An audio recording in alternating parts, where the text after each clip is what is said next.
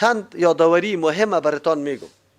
در دیار ما و شما مشهور در بین مردم 6 کلمه است و این تصور غلط آنقدر مشکل ایجاد کرده بود که زمان کسی وفات میکرد باز چون 6 کلمه را کسی یاد نداشت، در نصف شب در این طور زمستانا دروازه خیلی پرهیبت زده میشد که الا فلانی خانه بیدار کو که بیا فلانی میماره 6 کلمه را سرش بخونه.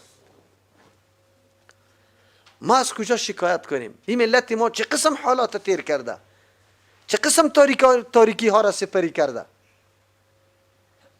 خیلی زیاد.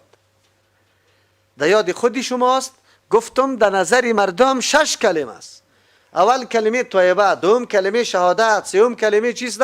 تمجید، چهارم کلمه توحید. اینا کلمه حالان که کلمه یک کلمه است با 2 تعبیر است. یکی با کلمه لفظ با تعبیر لفظ شهادت، یکی بدون تعبیر لفظ شهادت. بدون تعبیر لفظ شهادت لا اله الا الله محمد رسول الله است.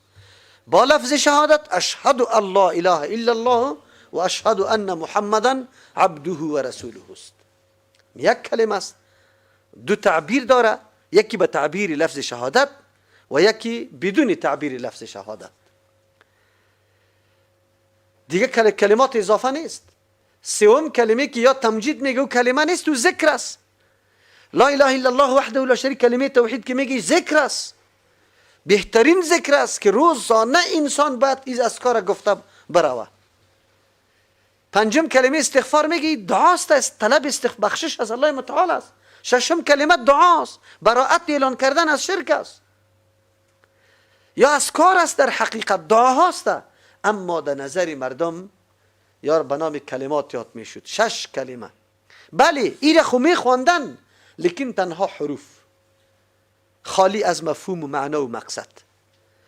دمی قدر مردم اگر از یکیش سوال میکردی که تو امیر میخوانی سوم کلمه تمجید است سبحان الله والحمد لله، امی سبحان الله چی معنی؟